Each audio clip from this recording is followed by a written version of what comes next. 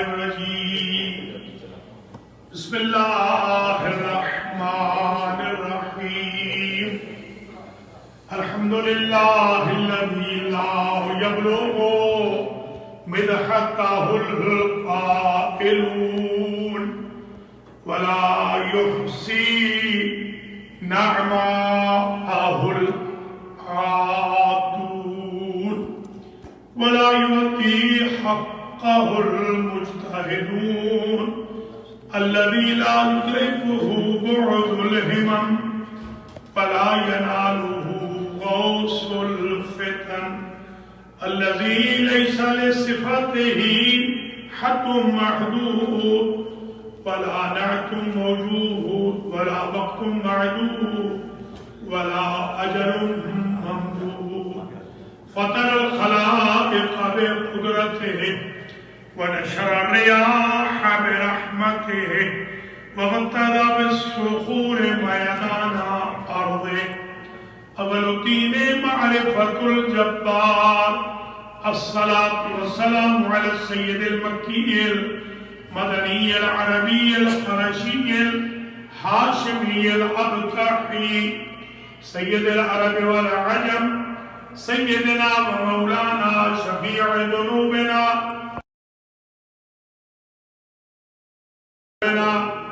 حبيب إله العالمين أبي القاسم محمد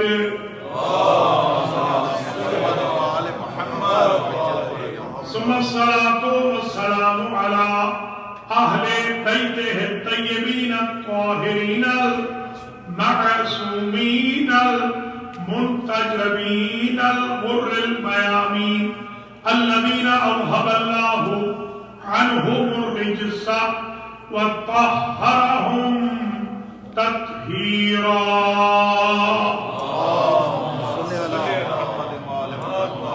سيما بقية الله الأعظم روحي وأرواح العالمين لتراب مقدمه الفداء عجل الله تعالى فرجه الشريف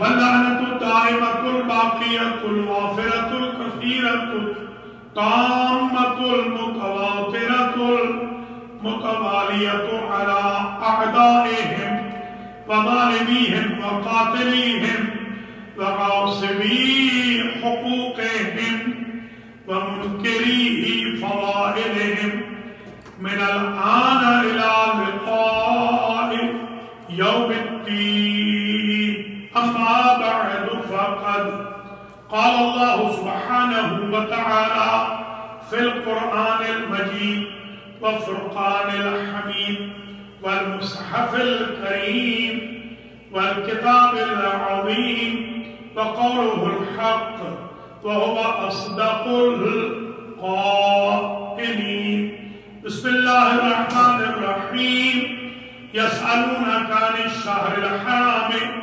قتال فيه قل قتال فيه كبير صلى الله صلى محمد قابل قدر سادات کرام مؤمنین و مؤمنات بالاخص حجت الاسلام مولانا سید ریحان نقوی صاحب ذاکرین حسین شعراء کرام مرثیہ خان حضرات ماتمی و نوحہ خان حضرات و خواتین عزاداران سید الشہداء شاہ نجف امام بارگاہ برینٹ پور میں آج کی جو مجلس سے عزا ہے اس میں ہم اس اچھوتے ٹاپک امپورٹنٹ ٹاپک کی 5ویں مجلس سے خطاب کر رہے ہیں اور یہ شاہ نجف میں آج ہماری اس سال کے لیے دوسری اور آخری مجلس ہے 6واں سلسلہ گفتگو کل نیو جرسی میں ہوگا آج جو میں عنوان 5ویں مرحلے میں یہاں اتمام پذیر کروں گا وہ ہے قاتلان حسین کا مذہب اس پر میں نے کل کچھ معلومات آپ کی خدمات عالیہ میں پیش کی تھی آج ہم پہنچ گئے 23ویں دلیل پر۔ سب سے پہلے تو میں دعا کرتا ہوں اللہ کریم ان مجالس کے بانیان کو اجر و جزا مرحمت فرمائے، پڑھنے سننے والوں کو جزائے خیر عنایت فرمائے، بانیان امام بارگاہ کو اللہ بسیار اجر اور خیر کثیر سے نوازے، جو ہمارے شاہ نجف سے تعلق رکھنے والے سادات و مومنین و مؤمنات دنیا سے چلے گئے، اللہ ان کو جوار اہل بیت میں جگہ عطا فرمائے، اللہ ہمارے گناہوں کو معاف فرمائے، ہمارے ماں باپ کی لفظشوں سے درگزر فرمائے، ہمارے مرحومین کی درجات متعالی فرمائے، ہماری باقی ماندہ زندگیوں میں آسانیاں پیدا فرمائے، کرونا سمیت ہر دکھ تکلیف رنج و الم مصیبت حادثے ناگہانی موت اور روحانی و اخلاقی و جسمانی ہر وائرس سے اللہ ہم سب کو محفوظ و مسنون و معمون فرمائے، حج و زیارات عمرہ ہمیں نصیب فرمائے، 40 میں جو مومنین مومنات تشریف لے جا رہے ہیں اللہ ان کی توفیقات میں اضافہ فرمائے، شاہ نجف میں یہ جو قرآن اندازی ہوتی ہے 40 کے سلسلے میں اللہ شاہ نجف والوں کو جزائے خیر دے، اور اسی طرح یہ سلسلہ انکریجمنٹ کا جاری و ساری رہے۔ حضرات و خواتین، ہم یہ جو مجالس پڑھتے ہیں، جہاں بھی مجالس ہوتی ہیں یا جو مومنین سنتے دیکھتے ہیں، ہم ہر اپنے ایکشن کو زیر سایہ حضرت حجت سلام اللہ علیہ اللہ ان کے ظہور میں بھی تعجیل فرمائے اور ان کے قلب مقدس کو ہم سے راضی اور خوش فرمائے۔ آئیے آج 23ویں دلیل کو شروع کر رہے ہیں۔ 22ویں دلیل تک اتنا تو طے ہوئے ہیں کہ قاتلان حسین کو مسلمان کہنا اسلام کی توہین ہے، ان کو دیندار کہنا دین مصطفیٰ کی اہانت ہے، بلکہ ان کو شریف کہنا شرافت کی اہانت ہے، اور انہوں نے اپنے اقرار سے اور اپنے کرتوتوں سے یہ ثابت کیا تھا کہ ان کا کوئی تعلق دین مصطفیٰ سے، شریعت محمدیہ سے، دین ابراہیمی سے، اسلام سے نہیں تھا۔ الحمدللہ ہم یہ ثابت کر چکے ہیں، ظاہر ہے ہمارے جو اپوننٹس ہیں، ہمارے جو مخالفین ہیں، انہوں نے لقمے تو حلال کرنے ہوتے ہیں، وہ بھی نت نئی عجیب و غریب قسم کی نت نئی باتیں ڈالتے رہتے ہیں، بناتے رہتے ہیں، ان کا کام یہی ہے، اور یہ تو نہیں بنا رہے، یہ تو حاکم شام کے دور سے یہ سلسلہ جاری ہو ساری۔ 23ویں دلیل میں حضرت ابوالفضل العباس علیہ السلام کا جو خطبہ چل رہا تھا، سارا نہیں اقتباسات، اس کا ایک اقتباس پیش کرنا ہے، یہ 23ویں دلیل بن جائے گی۔ سرکار فرماتے ہیں لَقَدْ فَدَيْتُ بِالْحَامَّةِ لِسَيِّدِ الْبَرِيَّاتِ دُونَ الْحَيْوَانَاتِ۔ سرکار غازی نے کہا میں اللہ سے ملنے والی اپنی ہر نعمت کو قربان کر دوں اس سید پر جو صرف انسانوں کے نہیں جانوروں کے بھی سید ہے۔ امام صرف انسانوں کا نہیں ہوتا، امام کون و مکان کا ہوتا ہے، امام کائنات کا ہوتا ہے۔ ولایت امام نہ ارضی ہوتی ہے نہ سماوی ہوتی ہے، نہ فقط فرشی ہوتی ہے نہ فقط عرشی ہوتی ہے، یہ عرشی بھی ہے، فرشی بھی ہے، سماواتی بھی ہے، ارضی بھی ہے، انسان کے لیے بھی ہے، جن کے لیے بھی ہے، ہر ذی روح کے لیے بھی ہے، ہر فرشتے کے لیے۔ ہمارا جو امام ہوتا ہے یا جو خلیفہ ہوتا ہے وہی ہمارا امام ہے۔ ہمارے ہاں خلیفہ، امام، وسیع، ولی، حاکم شرع، معصوم یہ الگ نہیں ہوتے، یہ سارے کے سارے ایک ہی ہستی کے ٹائٹل ہوتے ہیں. ہمارے بھائیوں کے ہاں ہے جیسے ہمارے ہاں کرسچن کے ہاں ہے کہ ان کا چرچ الگ ہوتا ہے اور ان کا کیپٹل الگ ہوتا ہے. ہمارے بھائیوں کے ہاں بھی یہی ہے. ان کا امام الگ ہوتا ہے, ان کا خلیفہ الگ ہوتا ہے, ان کا امیر الگ ہوتا ہے, ان کا حاکم الگ ہوتا ہے. ہمارا جو امام ہے وہی خلیفہ ہے, وہی معصوم ہے, وہی حاکم ہے, وہی امیر. ہمارے ہاں مسجد اور دارالخلافہ الگ نہیں ہوتے. مسجد اور دارالخلافہ ان کے الگ ہوتے ہیں جنہوں نے خلافتوں میں گھپلے کرنے ہوں اور اپنے خاندانوں پہ بیت المال کو لٹانا ہو. ہم تو ان کے ماننے والے ہیں کہ جو نانے جبی پہ گزارا کرتے ہیں اور دوسروں کو نوازتے ہیں. سرکار غازی کا یہ جملہ کہ میں ہر چیز وار دوں, ہر چیز میری فدا. ابھی عبداللہ حسین پر جو انسانوں کے بھی سید ہیں اور ذی روح حیوانوں کے بھی سید ہیں. اب کسی کو یہ اعتراض نہیں ہونا چاہیے کہ سرکار کے گھوڑے نے وفا کیوں کی, ذوالجلال نے وفا کیوں کی, اور وہ شیر فضا کا شیر کیوں آیا تھا, پہرا کیوں دے رہا تھا, یا اجساد ائمہ کو زمین کیوں نہیں کھاتی, یا جانور کیوں نہیں کھاتے. اس لیے کہ یہ تو زمین کے بھی امام ہیں, جانوروں کے بھی امام ہیں, فرشیوں کے بھی امام ہیں, عرشیوں کے بھی.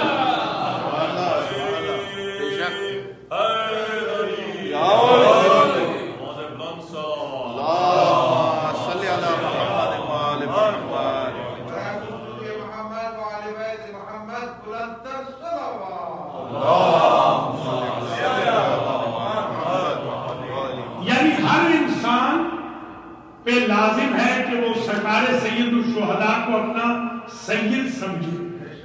ہر جن پہ لازم ہے, ہر فرشتے پہ لازم ہے کہ وہ سرکار سید الشہداء کو سید سمجھے, بلکہ ہر حیوان پہ لازم ہے کہ وہ سید الشہداء کو اپنا سید سمجھے.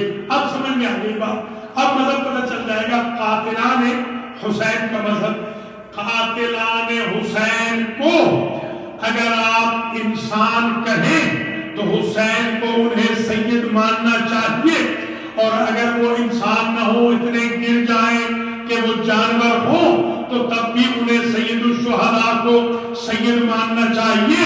اور اگر وہ سید الشہداء کو سید نہیں مانتے تو نہ وہ انسان ہے اور نہ حیوان ہے. تو جو حیوان بھی نہیں, انسان بھی نہیں, ان کا مذہب کیسے پوچھا جائے گا کہ ان کا مذہب کیا ہے؟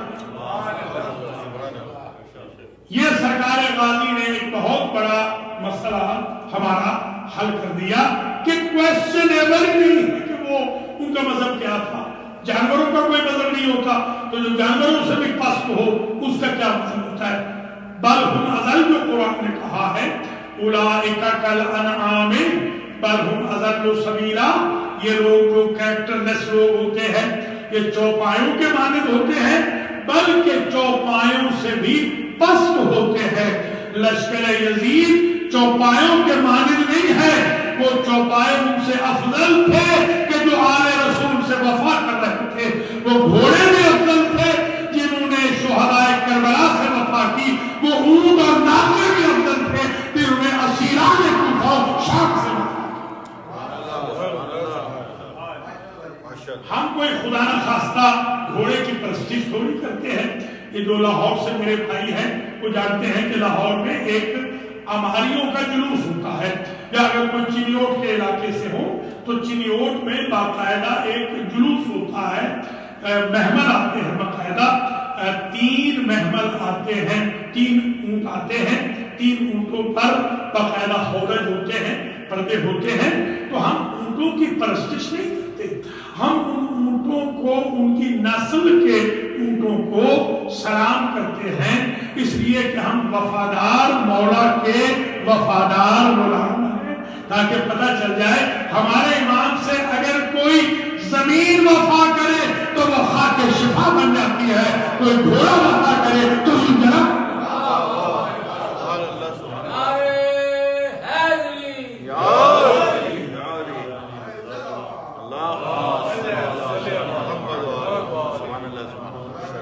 دیکھیے آپ خود بتائیں، بسم اللہ الرحمن الرحیم، والعادیات ضبحا فالموریات قدحا فالمغیرات صبحا فاثرن به نقعا فوسطن به جمعا ان الانسان لربہ لکنود. یہ کون سے گھوڑوں کی قسمیں اللہ قرآن میں کھا رہا ہے؟ یہ کون سے گھوڑے ہیں؟ فراریوں کے گھوڑے ہیں یا کراریوں کے گھوڑے ہیں؟ یہ وہ گھوڑے ہیں جنہوں نے وفات کی ہے.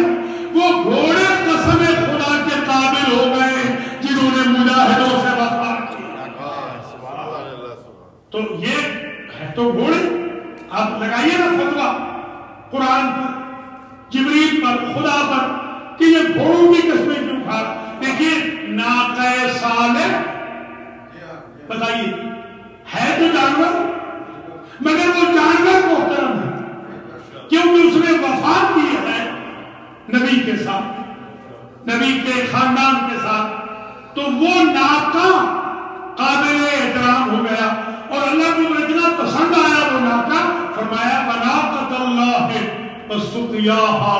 یہ ناقہ اب صالح کا نہیں رہا، یہ اللہ کا ناقہ بن گیا. مولانا فرمائے نا وہ ناقہ اللہ کا بن گیا جس نے یحییٰ سے وفا کی ہے.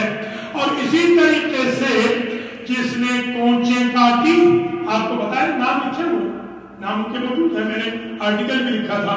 وہ 4 بندے تھے، چاروں کے نام، ان کے باپ کے نام بھی ہمارے پاس موجود ہے. ہمارا شیعوں کا یہی ترہ امتیاز ہے کہ ہم قاتلوں کو جدی پشتی طور پر یاد رکھتے ہیں. ہمارے حافظے میں قاتل رہتے ہیں، خواہ وہ قاتل ناقہ کے ہی کیوں نہ ہو یا ناقہ صالح کے بچے کے بھی قاتل کیوں نہ ہو، ہم قاتلوں کے ناموں کو باقاعدہ پریزرو کرتے ہیں.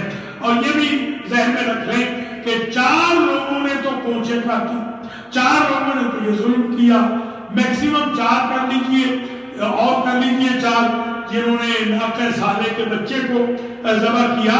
تو 8 لوگوں کا کرائم ہے اور قوم پوری برباد کر دی گئی، پوری قوم، کیونکہ وہ معصوم کے ساتھ جو منسوب جانور تھا اس کے بچے کو مارا تھا. تو اس کی پنشمنٹ یہ ہے کہ پوری قوم پہ عذاب آ جائے. میں آج تک یہ نہ سمجھ سکا کہ کونچے کاٹے اگر ناقہ صالح کی، ناقہ صالح کے بچے کو مارے تو پوری قوم کو سزا ملے اور مختار تھوڑے سے قاتلوں کو مار دے تو ان کی چیزیں نکلنے لگے.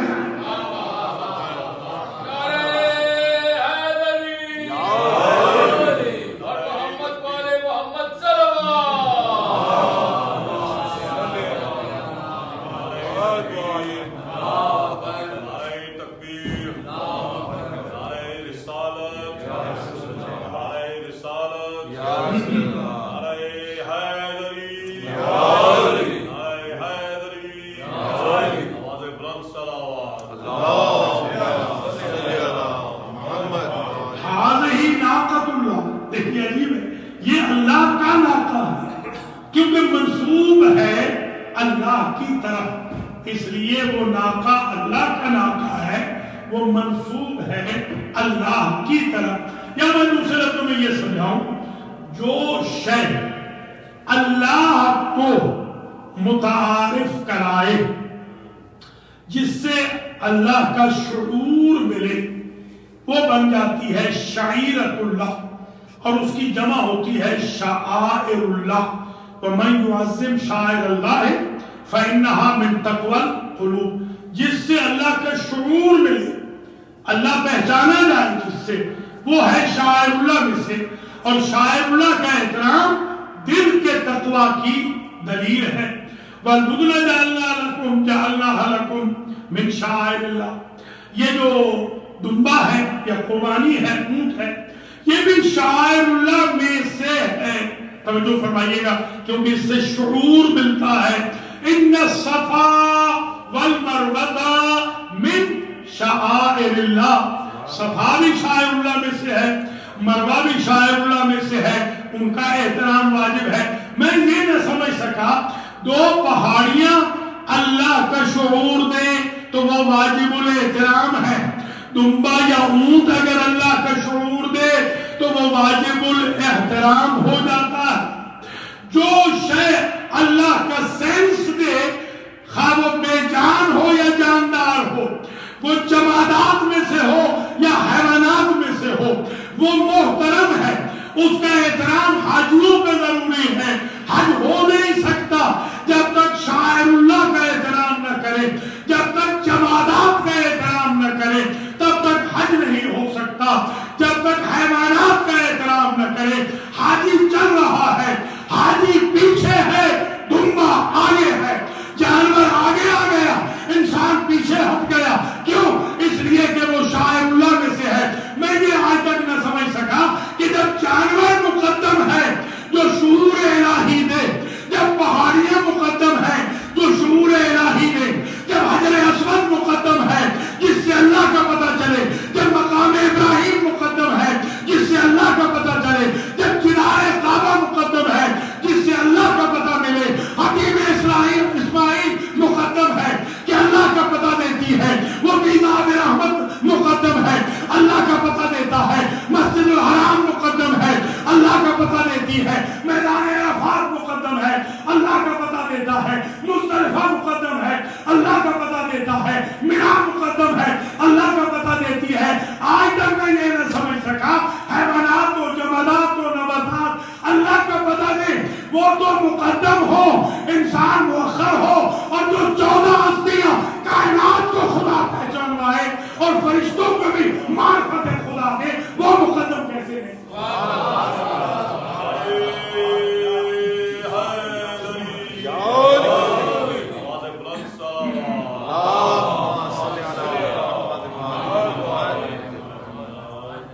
تیئیسویں دلیل چل رہی ہے، تیئیسویں دلیل یہ ہے کہ وہ امام حسین علیہ السلام بقول حضرت ابوالفضل علیہ السلام کے سید البریہ، دون الحیوانات، جاندار زیرو حیوان بھی، چرند پرند بھی، وہ بھی رعیت حسین ابن علی میں شامل ہے۔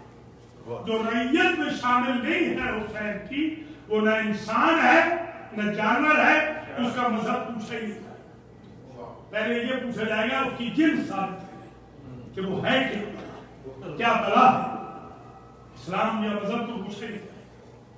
یہ 23ویں دلیل اذہان عالیہ میں محفوظ فرمایا۔ 24ویں دلیل، سرکار غازی نے ملأ عام کو مجمع کو جو احرام پہنے ہوئے حاجی کھڑے تھے، پکار کے ایک جملہ کہا، فرمایا فانتظروا ثم انتظروا، اپنی آنکھیں کھولو حاجیوں، یہ علی کلام کہہ رہا ہے، فصاحت و بلاغت دیکھیں، اپنی آنکھیں کھولو، اپنے وجدان کو جگاؤ، خواب غفلت سے اٹھو اور تھوڑی سی تمیز کرو، امتیاز کرو، ڈسٹنگوش کرو، پہچانو۔ کس کو پہچانو؟ ممن ہوا شارب الخمر وممن صاحب الحوض الکوثر۔ پہچانو تو صحیح، ایک طرف شراب خوار ہے، دوسری طرف کوثر بانٹنے والے ہیں، یہ دونوں برابر کیسے؟ دیکھیے سرکار غازی نے مسئلہ حل کر دیا، قاتلان حسین کا مذہب بتا دیا۔ حسین ابن علی وہ ہے جو حوض کوثر والے ہیں، اور حسین کے قاتل وہ ہے جو شارب الخمر ہے۔ پتہ چلا صرف شراب خار یزید ہی نہیں تھا، یزیدیت کا نام ہے شراب خاری، لہذا کوئی علی والا زندگی میں کبھی شراب خار نہیں ہوگا، اس لیے کہ ہم شراب خاروں کے مخالف ہیں، خواہ وہ منبر رسول پہ بیٹھ کے شراب پیے یا شراب خانوں پہ شراب۔ یہ ہمارا مذہب ہے الحمدللہ، کہ جس کے مولا نے کہا تھا انی لم اشرب بالخمر قط ولم اعبد اللات والعزى قط، میں علی وہ ہوں، ان میں سے کوئی نہیں ہے نبی کے ساتھیوں میں سے میں وہ ہوں جس نے ایک لمحے کے لیے کسی بت کی پرستش نہیں کی اور ایک لمحے کے لیے شراب نہیں. لہذا سرکار نے بتا دیا کہ ان کا اسکول آف تھا شرب خمر. قاتلان حسین شرب خمر. آپ بتائیں ایمان سے بتائیں. نعوذ باللہ ثم نعوذ باللہ کوئی بندہ نے شراب کی ہے تو اس کو تمیز رہتی ہے. بس میں اشارے میں کہوں اس کو محارم کی غیر محارم کی مقدس رشتوں کی تقدسات مذہب کی کتاب و قرآن کی حدیث و فرمان کی بڑے چھوٹے کی تمیز رہتی ہے؟ نہیں رہتی نا. مسئلہ حل ہو گیا. تو دیکھ لو کہ جس کو تمیز نہیں ہے رشتے کی وہی شارب الخمر. بس بہت بڑا مسئلہ حل ہو گیا. جو تمیز نہیں رکھتا وہ رشتوں کی وہ شارب الخمر. ان کا موقف کیا ہے؟ یہ کس اسکول آف تھاٹ کے ہیں؟ یہ شرب خمر، یہ شرابی، یہ شراب. میرا مولا صاحب حوض کوثر. وَمِمَّنْ فِي بَيْتِهِ الْوَحْيُ وَالْقُرْآنُ وَمِمَّنْ فِي بَيْتِهِ اللَّهْوَاتُ وَالدَّنَسَاتُ وَمِمَّنْ فِي بَيْتِهِ التَّطْهِيرُ والآیات. تمہیں کیا ہو گیا ہے؟ دو کردار تمہارے سامنے ہیں آج مکے میں. دو کردار تمہارے سامنے موجود ہیں. دو کردار.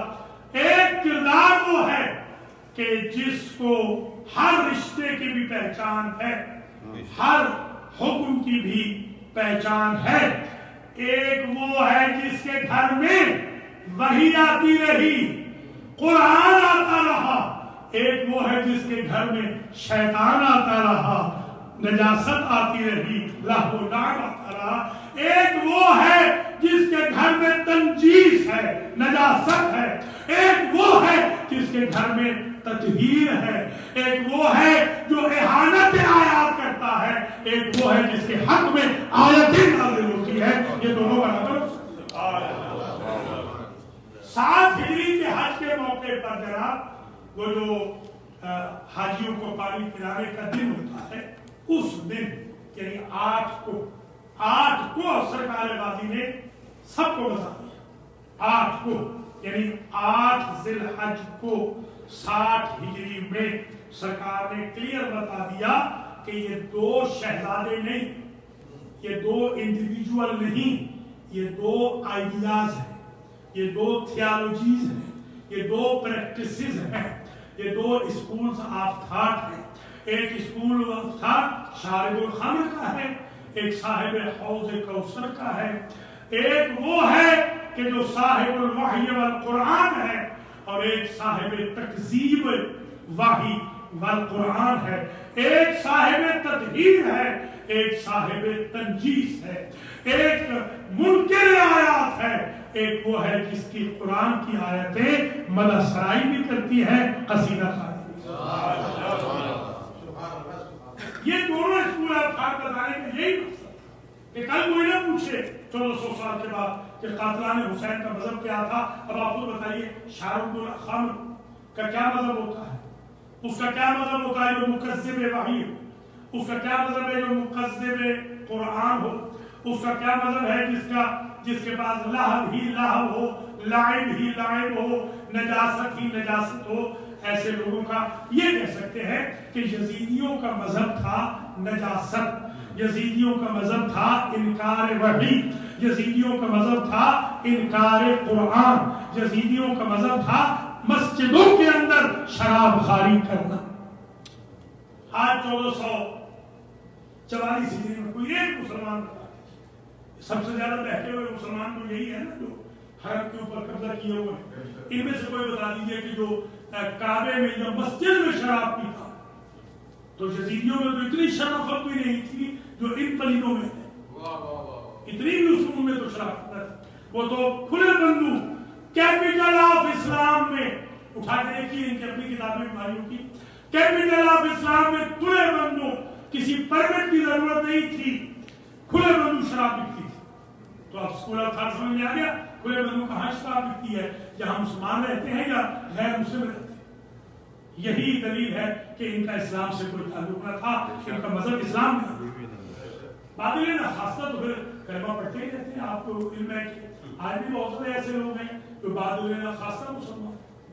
میں ایک جگہ گیا, کسی ڈائٹ میں نے سوڈا لینا تھا, تو لمبا سفر تھا.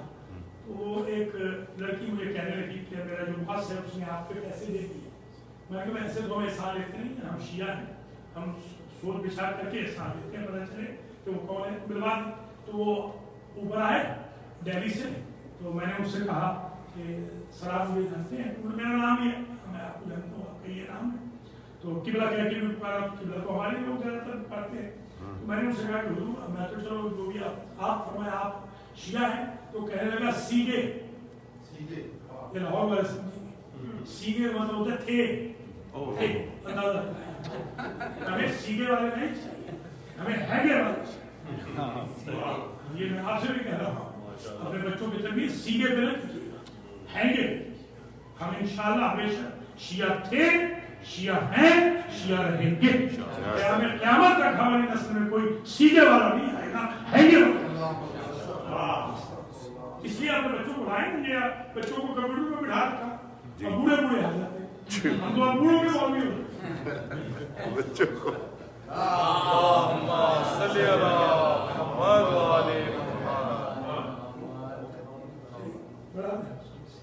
تھوڑا دوش آ گیا بابا جو بلندار ہے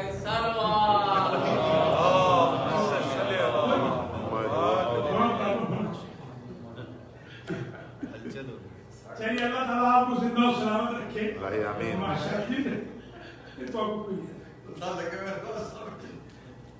لیجیے جناب تقریباً آدھا گھنٹہ ایک شاعری دیکھو میں ٹائم ذرا جلدی گزرتا ہے, ہمارے ہاتھ سامنے رکھتے ہیں جلدی پیاروں کے سامنے جلدی گزرتا ہے. گفتگو سماپت کریں انشاءاللہ. باقی آپ آن لائن دیکھ لیجیے گا المیڈی ٹی وی ٹکٹ سے آپ دیکھ لیجیے گا انشاءاللہ. ماشاءاللہ میں اپنے عزیز برخوردار کمر زیدی کو بھی اپریشیٹ کرتا ہوں جو لائیو دے رہے ہیں. ماشاءاللہ پوری دنیا میں 1.5 لاکھ لوگ لائیو دیکھتے ہیں المیڈی ٹی وی. 1.5 لاکھ لوگ لائیو دیکھتے ہیں الحمدللہ. مجھے آج سے 10 سال پہلے 1 ملین کی آفر آئی تھی کہ $1 ملین لے لیں اور ہمیں یہ المہدی ٹی وی بھیج دیں. تو میں نے کہا میں پوری کائنات کے عوض المہدی کی الف بھی نہ بیچوں. اپنے مولا کے لیے واہ ماشاءاللہ. تو یہ دلیل آ گئی. کون سا نمبر ہے جناب؟ 24واں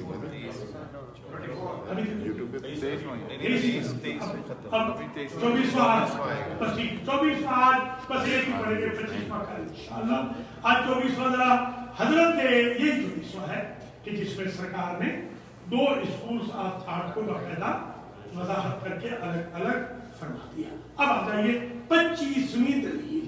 بس آج 25 سے ہم آگے بڑھ جائیں گے. 25ویں دلیل سرکار غازی علیہ السلام نے فرمایا قد وقعتم یا قریش, قد وقعتم اے حجاج, قد وقعتم فی الغلطۃ التي وقعت فیہا القریش. تمہیں ایک مغالطہ لگا ہے حاجیوں. حاجیوں سے سرکار فرما رہے ہیں تمہیں ایک مغالطہ لگا ہے, ایک غلطی تم سے ہوئی. کیا غلطی ہوئی؟ ایسی غلطی قریش سے ہوئی تھی. وہ یثرب والے مکہ مدینے والے قریش سے ایسا ہی مغالطہ ان کو لگا تھا. کیا تھا وہ؟ انہم ارادوا قتل رسول اللہ ولم يقدروا ما دام امیر المؤمنین حیا. قریش نے قتل کرنا چاہا تھا رسول کو اور وہ قتل اس وقت تک نہ کر سکے جب تک علی موجود تھے, امیر المومنین موجود تھے, حیدر کرام.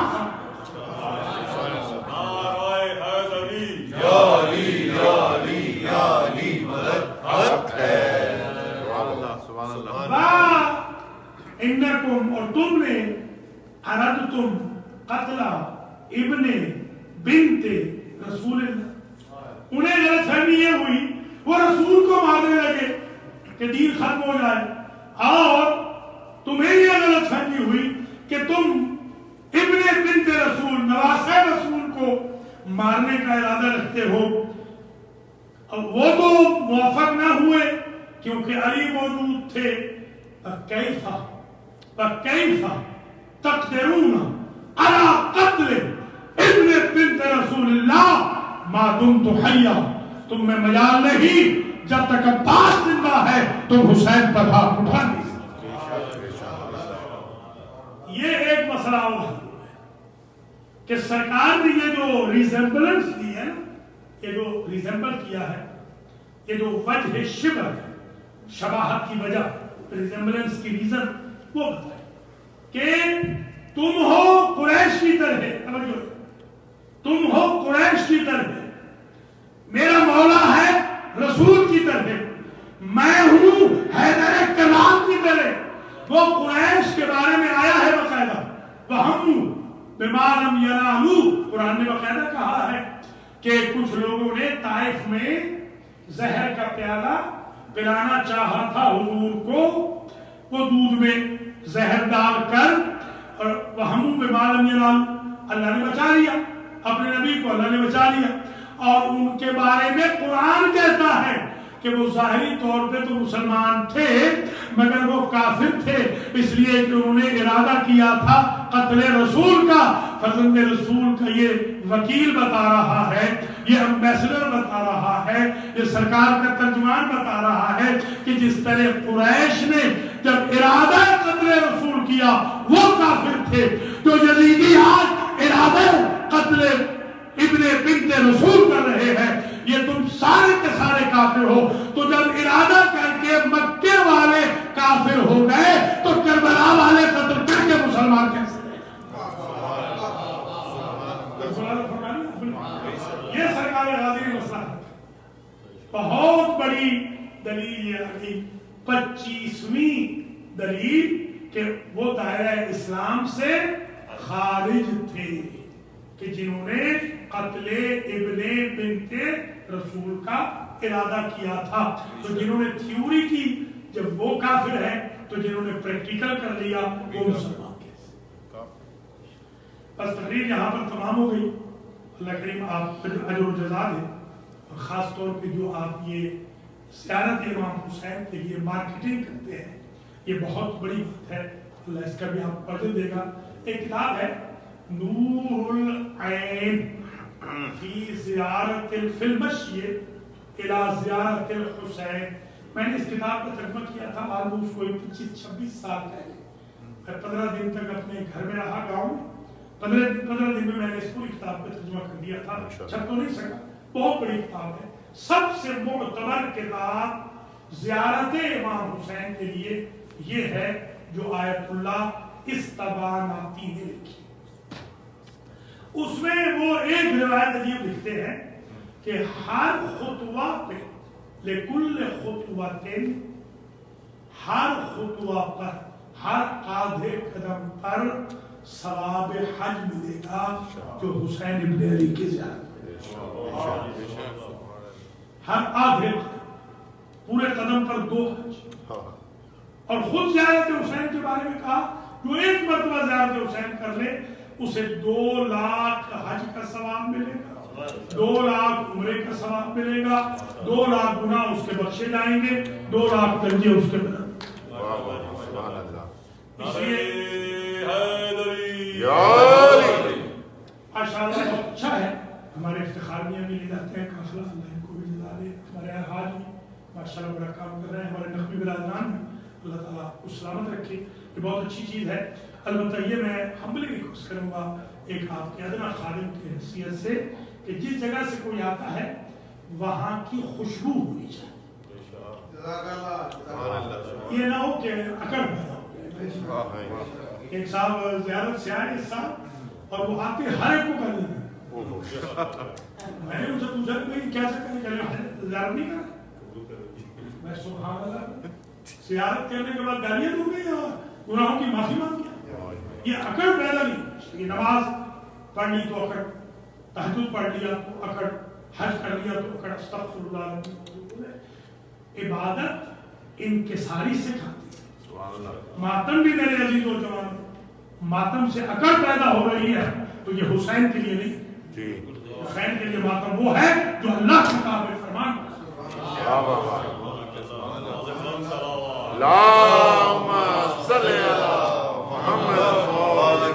حسین کا ماتم آپ کو نمازی بنائے گا. حسین کا ماتم آپ کو حاجی بنائے گا. حسین کا ماتم آپ کو سچا بنائے گا.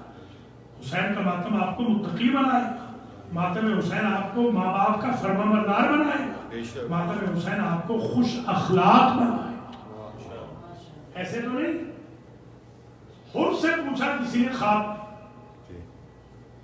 خود خواب میں ملے پوچھا کہ بڑا درجہ پایا. تمہارے فاطمہ تمہارے ماتھے پہ بنا ہے فرزند رسول نے تمہارے نام اٹھائے. بڑا درجہ پایا تم نے. لمحوں میں تم جنت میں پہنچ گئے. کوئی حسرت ہے کہا کہ ہاں 3 حسرت ہے. کیا؟ پہلی حسرت یہ رہ گئی کہ کاش زندہ ہوتے تو حسین کے عزاداروں کو پانی پلاتے. آپ خوش قسمت ہیں.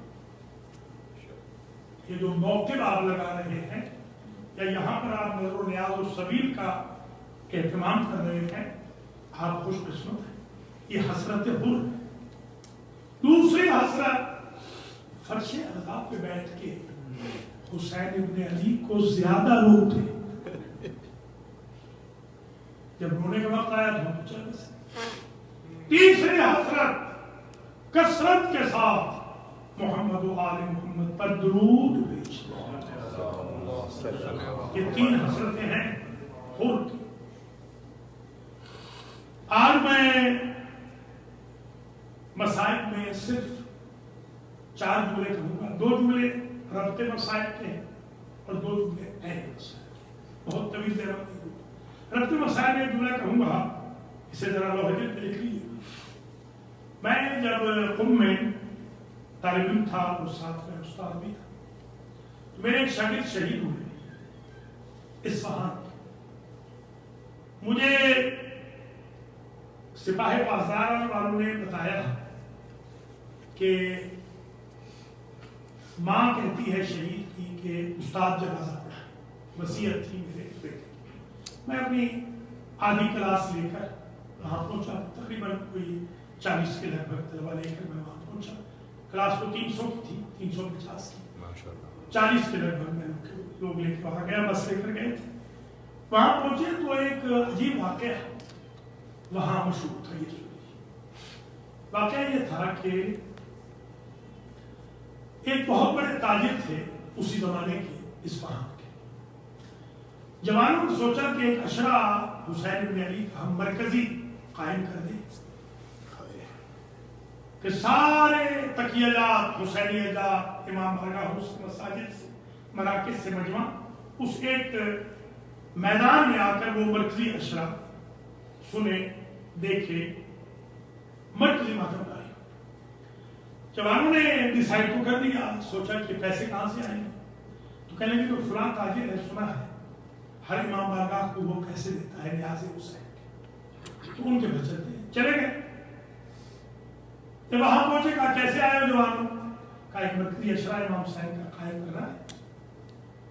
نیاز کے لیے ٹینٹس کے لیے ذاکر کے لیے ہمیں پیسے نہیں. اس نے کہا کتنے چاہیے؟ یہ ڈرتے ڈراتے انہوں نے کچھ کہنا چاہا تو اس نے جواب میں کہا تاجر نے بیشتر بخوا چون برائے امام حسین تھوڑے نہ مانگا امام حسین کے ہیں زیادہ مانگا. سبحان اللہ. عقیدت دیکھیے. انہوں نے کچھ مانگے ذرا حد سے زیادہ ہی مانگ لی. ڈرتے ہوئے انہوں نے کہا کہ اتنے دے دیں تمہارے. اس نے کیا کیا؟ اس نے کہا نہیں ایسے کریں کہ آپ لکھیں میں دستخط کروں. آپ لکھیں اور جتنا میکسیمم لکھ سکتے ہیں اتنا لکھیں. انہوں نے وہ بچے تھے جوان انہوں نے میکسیمم لکھ دیا طلبا. اس نے کیا کیا؟ انگلی اپنی رکھ دی مبلغ پہ وہ جہاں پہ پیسے لکھے ہوتے ہیں نا انگلی رکھ دی اور نیچے دستخط کر دیے اور ایسے ہی وہ چیک واپس کر دیا. وہ جب وقت مقررہ میں دنیا سے چلا گیا تو اصفہان والوں نے کئی ایک لوگوں نے عالم خواب میں دیکھا اور پوچھا منکر نکیر سے کیسے معاملہ ہوا، تو مسکراتا ہوا ہر ایک کو یہی بتاتا تھا کہ از این طرف منکر و نکیر اومدن، از اون طرف آقا امام حسین، ادھر سے منکر و نکیر آئے، ادھر سے آقا امام حسین، پروندہ مرا منکر و نکیر بے آقا امام حسین، مجھ سے کوئی نہیں پوچھا، میرے گناہوں نیکیوں والا جو نامہ اعمال تھا میرے ان منکر و نکیر نے وہ آقا امام حسین کی طرف پڑھا۔ اب جملہ ہے اگر میں نے سمجھا لیا تو اگلے سال تک انشاءاللہ تو میں حاضر ہوں گا، محرم کے بعد والا پہلا ویکینڈ انشاءاللہ جمعرات جمعہ ہفتہ، اس وقت تک یہ جملہ یاد رہے گا۔ تو پھر کیا ہوا؟ عجیب سبحان اللہ، وہ تاجر کہتا ہے آقا امام حسین روش رو برگردون و امضا، امام حسین نے رخ دوسری طرف کر لیا اور میرے نجات کے پروندے فائل کی دستخط کہ اگر تم نے مبلغ نہیں دیکھا ہم تمہارے گناہ نہیں دیکھتے۔ کچھ سمجھیں آپ کتنے خوش قسمت ہیں، یہ ایک جملہ اللہ اکبر مقدمتاً ایک جملہ۔ آج مجھے فرمائش کی ہے ہمارے نوحہ خان صاحب نے کہ آج ذرا سید سجاد کی چھوٹی بہن کے دو جملے علی تو مولا علی کی بیٹیوں پہ بھی مسائل تو بڑے نازل ہوئے اور مولا حسین کی بیٹیوں پہ بھی مسائل، مگر فرق یہ ہے مولا علی کی بیٹیوں پہ اگر مسائل زیادہ تھے تو ان کی عمریں بھی بڑی تھی، یہ ارمان ہے۔ مولا حسین کی بیٹیوں کی عمریں چھوٹی تھی، مسائل بڑے تھے۔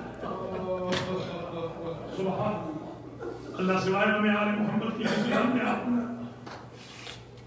اللہ اکبر۔ یہ جو بچی ہے نا، یہ 1994 کی بات ہے، 94 کی۔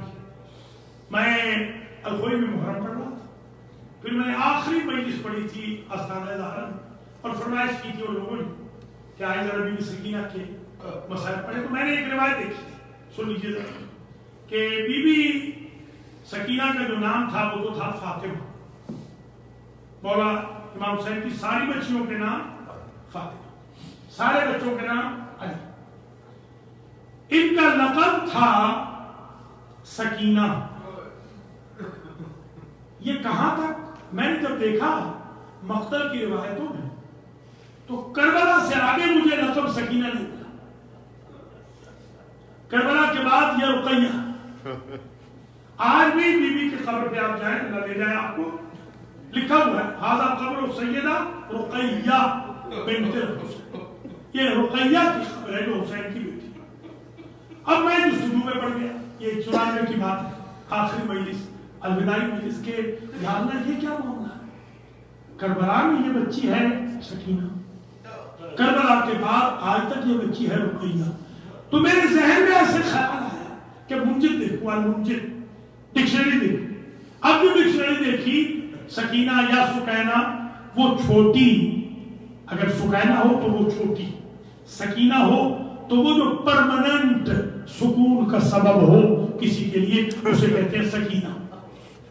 سکینہ یہ صفت مشبہہ، جس کا سکون کبھی زائل نہ ہو، اس بچی کو کہتے ہیں سکینہ۔ اب رقیہ جو دیکھا تو سمجھ آ گئی بات، رقیہ ہے رقت سے، وہ چھوٹی جو روتی ہے۔ اب سمجھنے میں بات آ گئی، جب تک بابا کا سینہ ملتا رہا بچی سکینہ کہلاتی رہی، جب سے شمر کے تماچے تازی آنے لگے بچی رقیہ ہو گئی۔ لگتا ہے آج بھی قبر میں بچی رو رہی ہے، تبھی تو نام رقیہ لکھا ہے، لقب رقیہ لکھا ہے۔ سبحان اللہ، اجرکم علی الزہرا۔ یہ وہ بچی ہے، طویل رحمت رہی، وقت تمام ہوا، یہ وہ بچی ہے میرے عزیزوں کہ جس نے بڑے مسائل جھیلے ہیں۔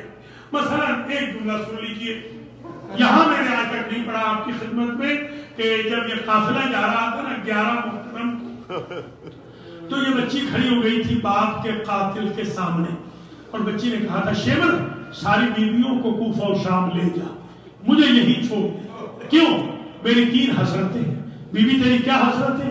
میری پہلی حسرت یہ ہے میرا بابا پیاسا مارا گیا، جب تم چلے جاؤ گے میرے ہاتھ کھل جائیں گے، میں دریا کے کنارے پہ جاؤں گی، ایک چلو پانی کا بھروں گی، بابا کے کٹے ہوئے گلے پہ پیاسے گلے پہ چھڑکاؤ کروں گی اور کہوں گی بابا اس سے پہلے میرا بس نہیں چلا۔ میری دوسری حسرت یہ ہے یہ سلطان 2 جہاں کا نواسا، اس کا لاشا بے کفن پڑا ہے، میں درختوں کے پتے چن کے لاؤں گی، غریب زہرا کا کفن بناؤں گی۔ میری تیسری حسرت یہ ہے ابو ذر صحابی کی بیٹی کی طرح چوراہے میں جا کے کھڑی ہو جاؤں گی، جب کوئی کافرہ گزرے گا ہاتھ جوڑ کے کہوں گی کافرے والو ایک اللہ راسی مر گیا، ایک غریب مر گیا، ایک مسافر مر گیا۔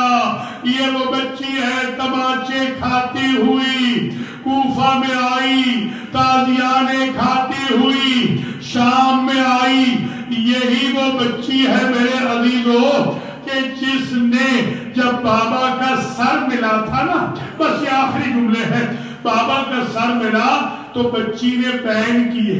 دیکھیے 2-3 بین سن لیجیے جلدی جلدی۔ پہلا بین بی بی نے یہ کیا، اپنے خشک ہونٹوں کو اپنے بابا کے خشک ہونٹوں پہ رکھا اور کہا یا ابتے بابا من خاضب لحیتک بدمک، یہ آپ کی ریچھ کو خضاب خون کا کس نے لگایا؟ من ایتمنی فی صغر سنی، یہ بچپن میں مجھے یتیم کس نے کیا؟ من قطع وریدک یا ابتا، بابا یہ آپ کی رگیں کس نے کاٹی ہے؟ بابا آپ کے بعد میں نے بڑے مصائب دیکھے، جو یمنی دور آپ نے منگوا کے دیے تھے وہ ظالم ظلم سے اتار کے لے گیا۔ عابد بیمار سے کسی نے پوچھا ہم نے سنا ہے کہ جو گوشوارے شمل میں آپ کی بہن کے کھینچے تھے وہ گوشوارے ٹیڑے نہیں ہوئے، کہا تو نے میرے دل پہ خنجر چلا دیا، گوشوارے تو سالم رہے، میری بہن کے کان چھل گئے۔ بچی بین کر رہی ہے، بس ابھی نوحہ پڑھا جائے گا اسی بچی کا۔ مولا سلامت رکھیے آپ۔ یہ دن تو امام سجاد کے ہیں، یہ عشرہ سجادیہ، مگر امام سجاد بھی جس پر گریے میں اضافہ فرماتے تھے وہ یہ بچی، اس بچی کے مسائل۔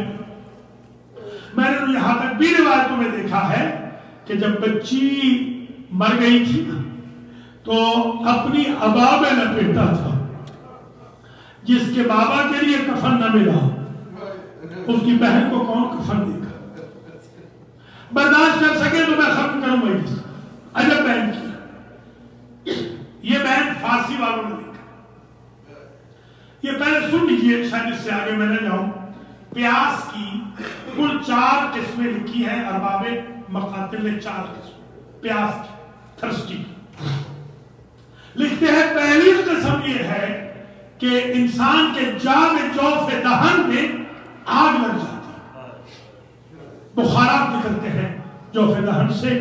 یہ پیاس تھی علی اکبر کی، جب آئے تھے نا بابا کے پاس، العطش قد قتلنی وثقل الحدید قد اجہلنی۔ دوسری پیاس یہ ہے کہ زبان پر کانٹے بن جاتے ہیں، چھالے بن جاتے ہیں، کانٹے بن جاتے ہیں، زبان میں زبان کوئی رکھے تو اس کی زبان کو کانٹے چبھتے ہیں۔ یہ حالت تھی حسین ابن علی، وہ جب علی اکبر نے زبان میں زبان رکھی تو کہا آپ کی زبان تو مجھ سے بھی زیادہ خشک ہے بابا۔ اور تیسری برداشت کر سکیں گے، تیسری قسم ہے جب مچھلی باہر آتی ہے نا تو جب تک اس میں ہمت رہتی ہے وہ اپنا منہ کھولتی ہے بند کرتی ہے، ایک وقت ایسا آتا ہے منہ کھلا رہ جاتا ہے۔ یہ حالت تھی علی اصغر کی۔ ماشاءاللہ ماشاءاللہ، اجرکم علی الزہرا، مجلس قبول ہے انشاءاللہ۔ آخری جملے ہیں التماس دعا، آخری چوتھی قسم یہ ہے کہ جب پیاس کی شدت سے ہڈیاں پسلیاں پانی بن جائیں، ہڈیاں گل جاتی ہیں، پسلیاں کھل جاتی ہیں، وہ پانی کی طرح ہو جاتی ہے، یہ پیاس تھی سکینہ کی شام۔ اب میں بین پڑھتا ہوں، ماشاءاللہ اللہ آپ کے گریے پہ رحم فرمائے، سوائے غم آل محمد کے کسی غم میں نہ رلائے۔ آخری کا آخری جملہ بیوی نے بیان کیا، اے پدر مہربانم شکستہ شدے استخوانم، بابا اب تو میری حالت یہ ہے، میری ہڈیاں پانی بن گئی، بابا مجھے اپنے پاس بلا لے۔ اور بیوی کہتی ہے، دختران شامی بر قالین سر میں گزارن، بر تکیہ مخمری سر میں گزارن، بابا یہ مجھے ارمان کھائے جا رہا ہے کہ شام کے رؤساء کی بچیاں مخمری تکیوں پہ سر رکھتی ہے، وہ دختر تو بر سنگ زندان سر میں گزارن۔ بابا آپ کی بیٹی اتنی غریب ہو گئی، میں اینٹوں پہ سر رکھتی ہوں، میں دیواروں پہ سر رکھتی ہوں، میں زندان کے پتھروں پہ سر رکھتی ہوں،